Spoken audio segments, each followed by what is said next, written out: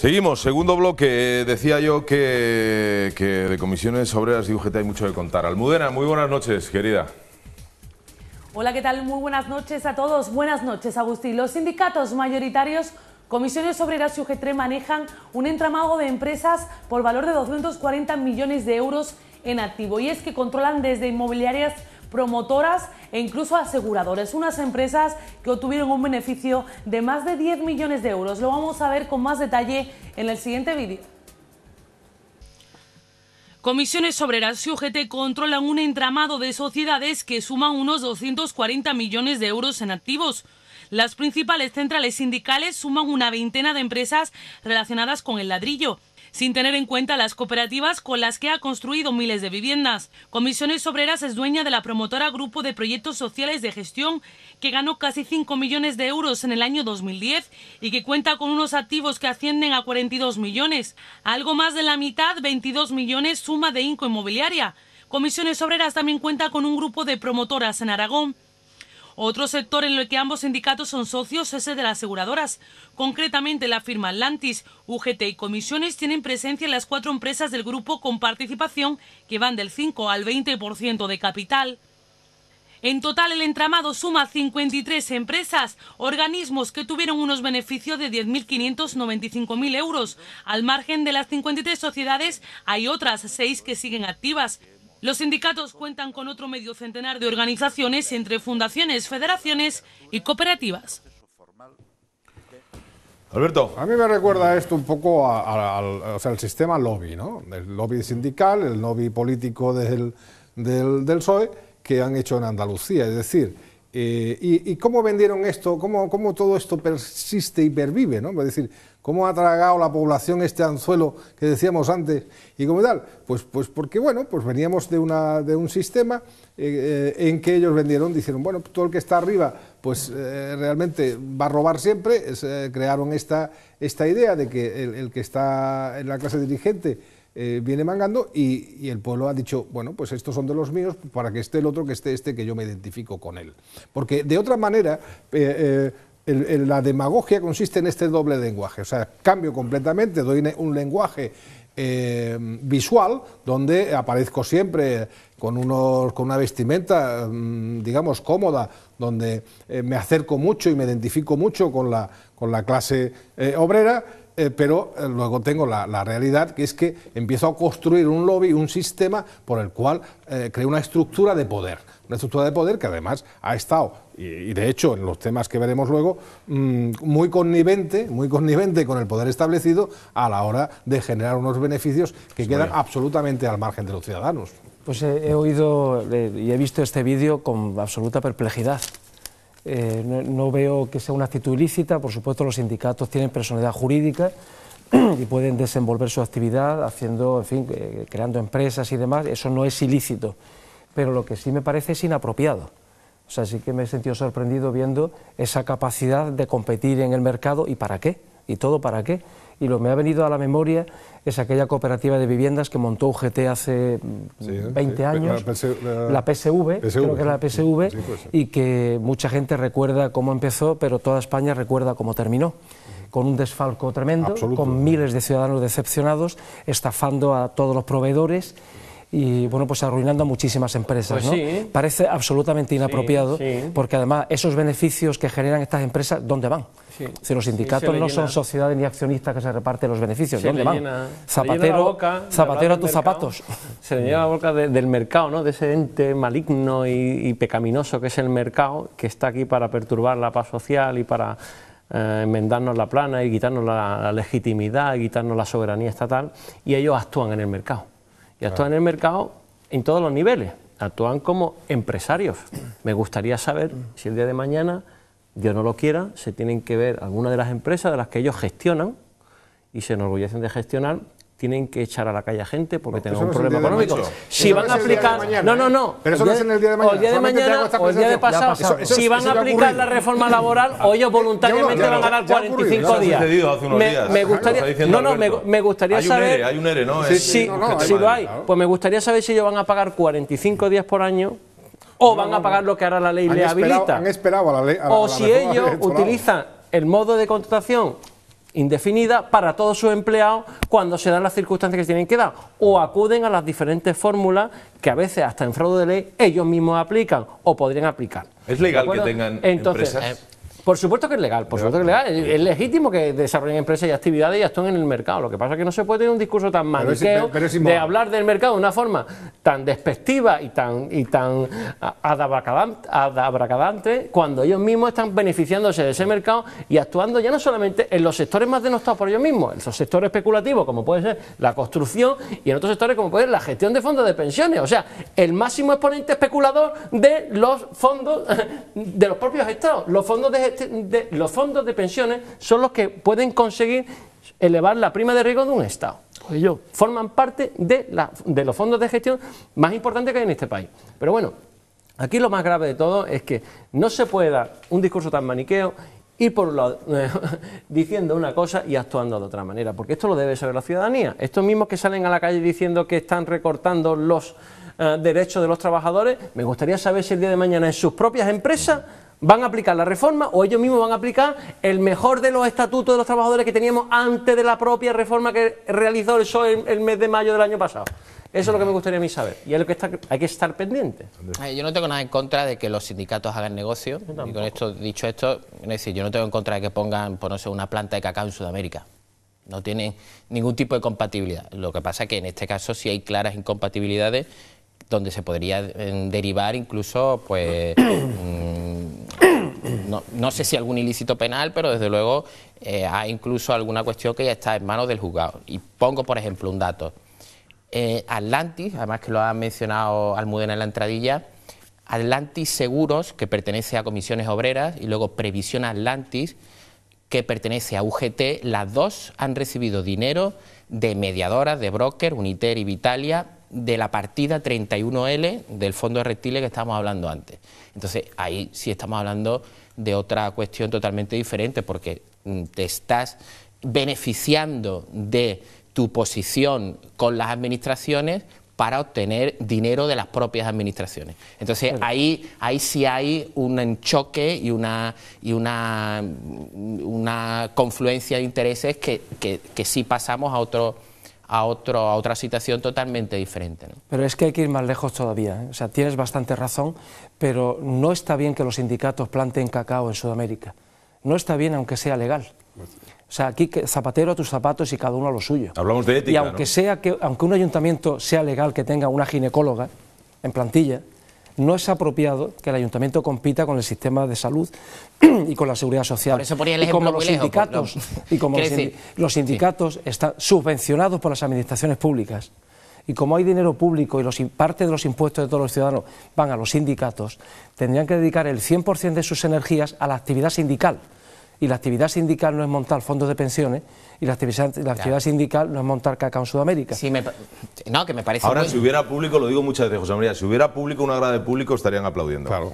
¿Vale? Claro. Porque lo acabas de decir, es muy coherente, muy lógico y es sangrante. No, que me parece muy correcta tu apreciación, además me parece bastante, va bastante incardinada, ¿no? Pero ponía ese ejemplo para ilustrar simplemente que si tienes un negocio que no tiene nada que ver con la actividad que están realizando, pero es que en este caso, en el caso de las aseguradoras, por ejemplo, es que ahí hay una colisión de intereses que es bastante flagrante, ¿no? Y bastante llamativa, ¿no? Y entonces es que ya te estás aprovechando de tu situación y tu posibilidad de negociación con las administraciones para coger dinero, que este dinero va simplemente para financiarse el propio sindicato, ¿no? Entonces, y además cuando hay además un discurso permanente que los sindicatos, pues no, es que los sindicatos se financian simplemente con las cuotas de los afiliados. ¿Cuántas veces hemos escuchado esto de boca de dirigentes sindicales, ¿no? Y luego, yo creo que hay un aspecto que no deberíamos olvidar. Vamos a recordar, Andrés, vamos a recordar lo que la Junta entregó a los sindicatos mayoritarios, comisiones de UGT en el mes de diciembre. Son 9 millones de euros. 9 millones de euros. Sí. Con este dinero están haciendo negocio. Pero claro, pero pasa una cosa. Es nuestro. Pasa una cosa además, Agustín. No solamente quería decirle que lo que ha dicho el alcalde, yo le añadiría, por si hubiera que añadirle algo, es que si eso es legal, que cambien la ley. Que cambien la ley, porque los sindicatos mayoritarios, porque también quisiera hacer esta apreciación. Claro, hablamos muchas veces, yo soy el primero que hablo de los sindicatos y, oye, estoy hablando de UGT y de... no hay que denostar a los sindicatos para nada. No hay que denostar a los sindicatos, que hacen algunos una labor muy buena. Totalmente cierto. Exacto. Entonces, vaya por ahí mi primera apreciación. Es que ya lo han hecho esto. Es que medrar en el mercado y en el sistema financiero que ellos critican, utilizar su estructura financiada con medios públicos para crear confrontación, como se está creando ahora, intentar calentar la calle, movilizar con dinero público, obstaculizar, alterar la convivencia ciudadana, con un historial de fracasos económicos. Decías tú el caso, y recordabas el alcalde con muy buen criterio el caso de las viviendas del PSV, pero recuerdo también el caso de formación, de los Forcen estos, claro, formación, o sea, es una historia de amor y odio entre el dinero y el poder. Por eso te hablaba antes del lobby.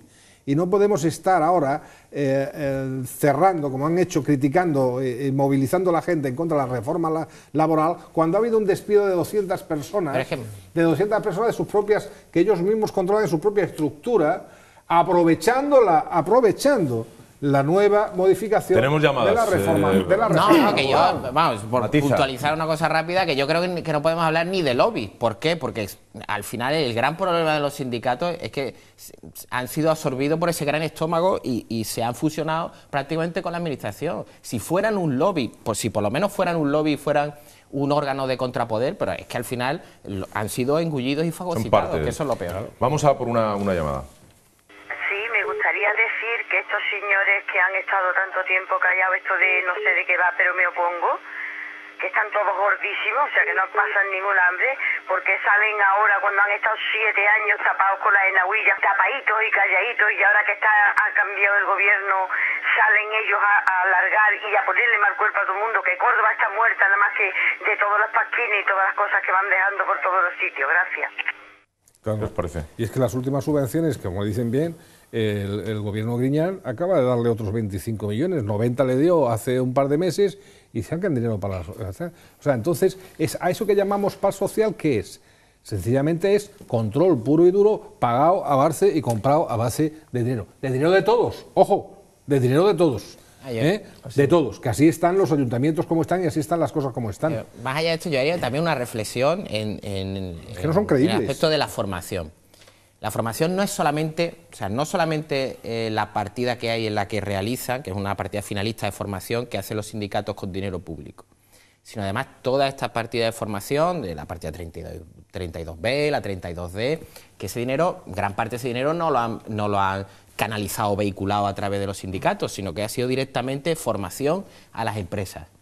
O sea, si se suma todo este dinero, deberíamos de ser seguramente el pueblo más formado, no solamente de España, sino de Europa.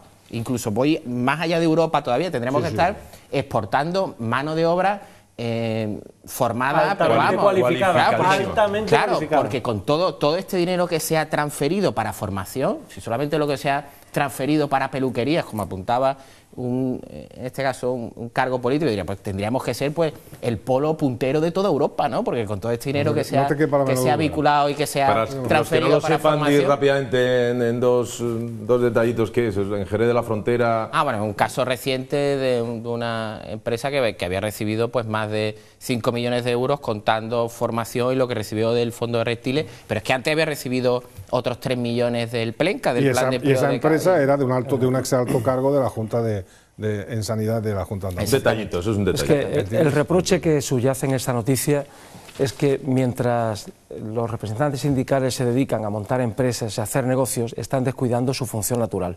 O sea que ninguno de nosotros estamos denostando ni a los sindicatos mayoritarios, ni a los pequeños, ni a ninguno. La función sindical está incluso reconocida especialmente por la Constitución y hay, en el desarrollo, en el organigrama del Estado, tienen su papel. Pero su papel es ayudar a sacar la economía adelante. Su papel, y más en este momento, es ponerse del lado del empresario, del lado de la administración y ayudar a ver cómo hacemos que España sea más competitiva, más productiva y ayudar a sacar adelante la situación. No tener esa doble moral. Sí, según quien gobierne estoy a favor, según quien gobierne estoy en contra.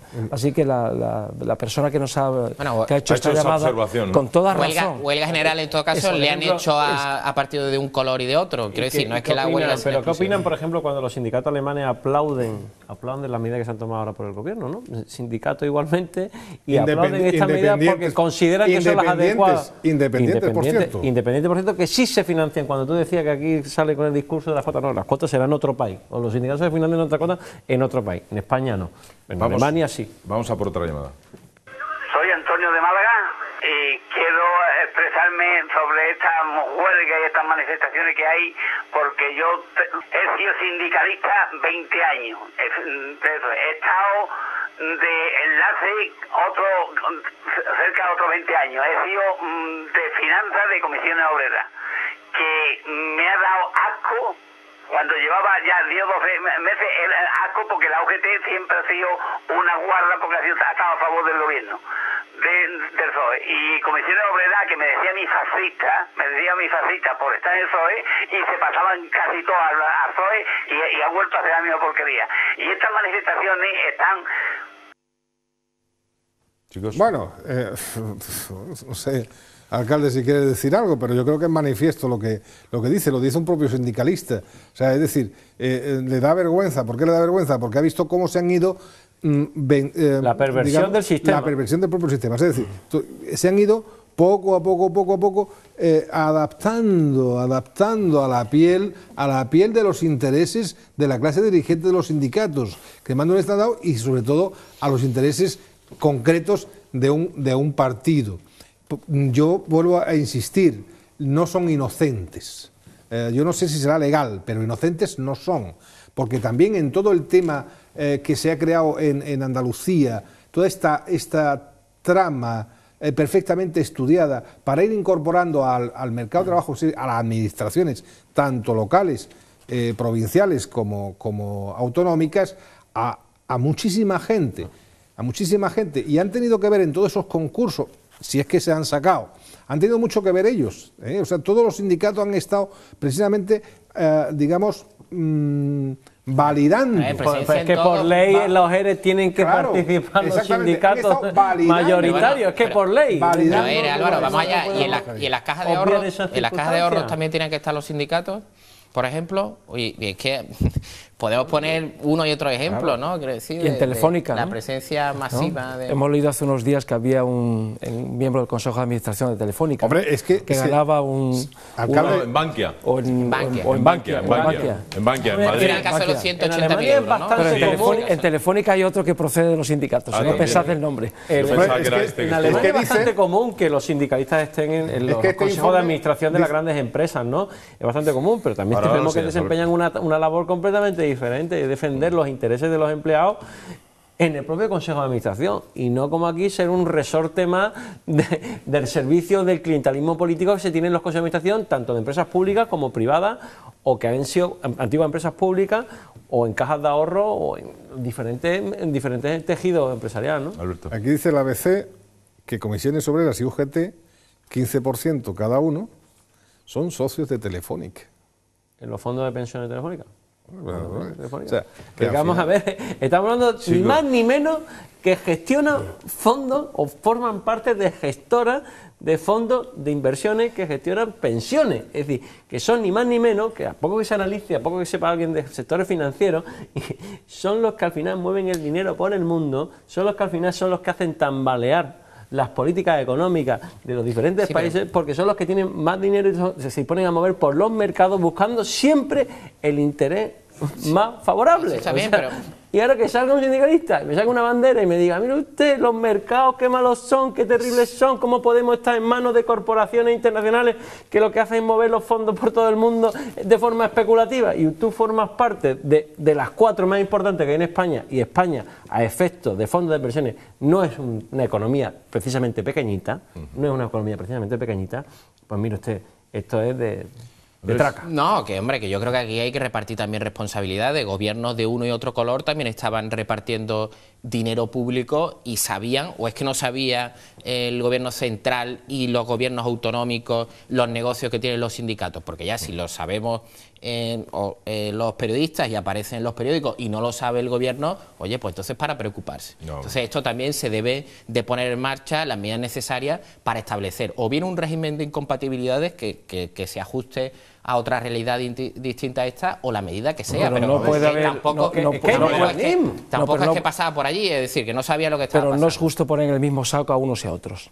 O sea, que ha tenido que ver el gobierno de Mariano Rajoy hace pocas semanas y ha disminuido la aportación que el Estado le va a hacer a los sindicatos y a los partidos políticos. Bueno, pero, es decir, pero eso no quita ni otra reflexión. Quiero decir, no la quita, que pero no estamos perfectamente el dinero que estaban recibiendo y ya han gobernado antes. Pero no estamos en el mismo saco y estoy absolutamente seguro que cuando haya cambio político en la Junta de Andalucía, episodios como los de los ERE no va a haber nunca más. Eso estoy absolutamente seguro. Y en los episodios de los ERE, lo acabáis de decir vosotros, los sindicatos han tenido mucho que ver, por acción o por omisión. Pues ni por acción ni por omisión van a tener participación más en asuntos como este. La era de los EREs pasa a la historia. Yo lo que espero es que, vamos a por que se recupere. Así, desde luego, la credibilidad no la pueden tener. Vamos a por otra llamada. Buenas noches. Un cordial saludo para todos. Quisiera hacer una apreciación aprovechando que hay una persona del Partido Popular y es que dado lo poco que se lee en los periódicos en Andalucía, pienso que la gran mayoría de la gente no está enterada de lo que está sucediendo. Y luego le diré que sería de vital importancia que el presidente del gobierno saliera a la televisión pública a explicar todo lo que está sucediendo con el tema de la reforma laboral. Porque el otro día he presenciado en una cafetería de aquí de Marbella cómo una persona de la UGT tenía sentada a un grupo de gente y le estaba explicando la reforma laboral. Bueno, suponemos, se ha cortado, pero suponemos como por dónde iba, ¿no? José María. Bueno, lo que debe quedar claro es que por fin hay un gobierno que gobierna, y hay un gobierno que toma medidas, y hay un gobierno que toma medidas y las toma enseguida, no de forma precipitada, sino porque lleva años preparándose para este momento. Son medidas previsibles, son medidas que estaban incorporadas a su programa electoral y no se está haciendo nada que no se hubiera anunciado en términos generales. Cosa distinta es que aparezca un nivel de sorpresa y ante determinados datos imprevistos pues haya que tomar decisiones no anunciadas. Es un gobierno que gobierna y es un gobierno que ha afrontado la reforma laboral de manera decidida. Primero se ha dado la oportunidad a los agentes sociales para que deliberen entre ellos y tomen decisiones. Y es la indecisión común entre patronal y sindicatos la que determina que el gobierno tome esta decisión. Han sido medidas aplaudidas por el Fondo Monetario Internacional, aplaudidas por el Banco Central Europeo y aplaudidas por muchos ministros y presidentes de gobierno de varios países.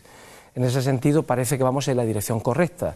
¿Se trata de explicarla? Bueno, yo creo que todos tenemos el común objetivo de tomar medidas para crear empleo. ¿Estas son medidas para crear empleo? Pues desde luego las medidas lo que van directamente a desincentivar la no creación de empleo.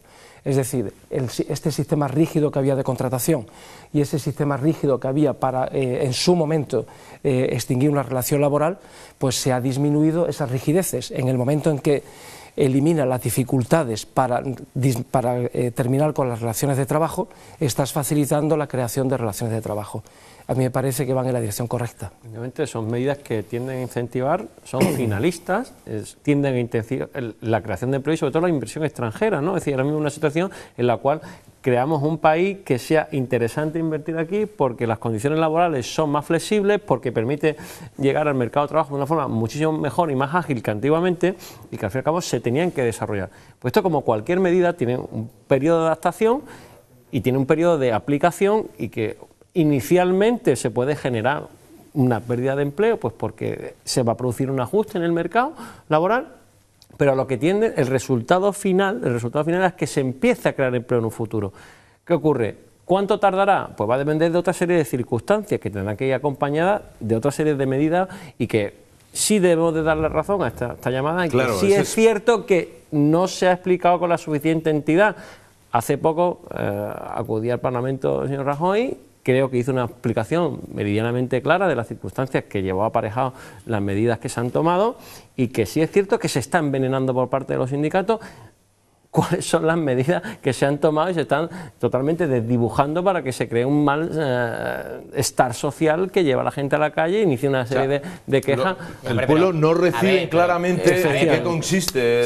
Y eso está bien, yo estoy de acuerdo, pero ahora que hay un recorte de derechos laborales, ¿los hay, sí o no? Sí, obviamente. Y o sea, obviamente, ¿hay un abaratamiento del despido? ¿Lo hay, sí o no? Obviamente. O sea, otra cosa es... Yo a eso no le llamo recorte. Bueno, disculpa. Si podemos hacer aquí cábala terminológica de si lo llamamos de una manera o lo llamamos de otra. Ahora bien, ¿hay abaratamiento del despido, alcalde, sí o no? Parece que sí, ¿no?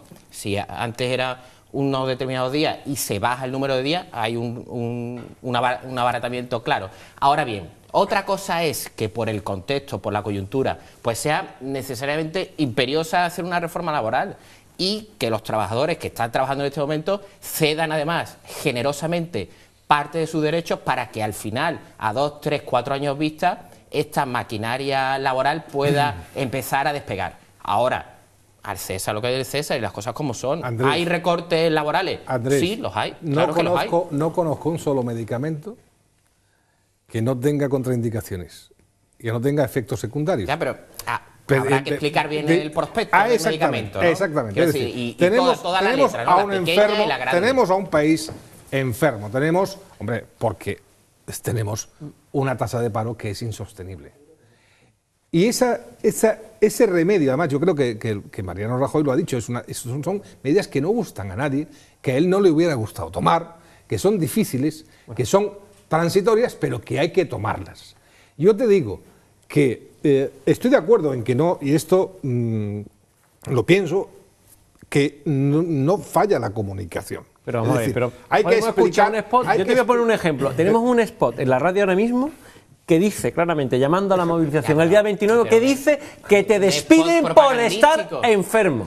No, te despiden por estar enfermo. Sí, sí. Lo que dice la reforma laboral es que, mire usted cuando cae enfermo, tiene 2 días hasta que tramita el parte. Si usted reiteradamente se pone enfermo 2 días, y no aporta parte, porque tienes ahora mismo derecho a no aportar el parte durante esos 2 primeros días, pues obviamente parece lógico que si reiteradamente se produce esta circunstancia, el empresario tenga un mecanismo de defensa, porque hasta la fecha no la tenía. Entonces, ¿hay que hacer un esfuerzo de comunicación? Yo ahí discrepo contigo. Hay que hacerlo y mucho. Y no solamente explicar la bonanza de la medida con carácter general como acabamos de hacer nosotros, diciendo esto es una medida para el futuro. No, mire usted, aquí lo que se está diciendo es que ahora esto es de esta manera. Ahora, mire usted cuando estaba haciendo un convenio colectivo y estaba y tenía un convenio colectivo de ámbito regional, cuando llegaba la empresa, ese era el mínimo por el que usted podía negociar. Ahora usted se puede descolgar. Y si esa empresa no se siente identificada con los intereses que estaban representados en ese convenio colectivo de ámbito superior, pueden llegar a acuerdos que se adapten. ¿Es eso malo? ¿Es recortar esos derechos? Por eso yo creo que es ir hacia adelante. Está muy bien explicado. Vamos a hacer una pausita, Alberto. Sí, ¿retomas tú? ¿Retomas tú?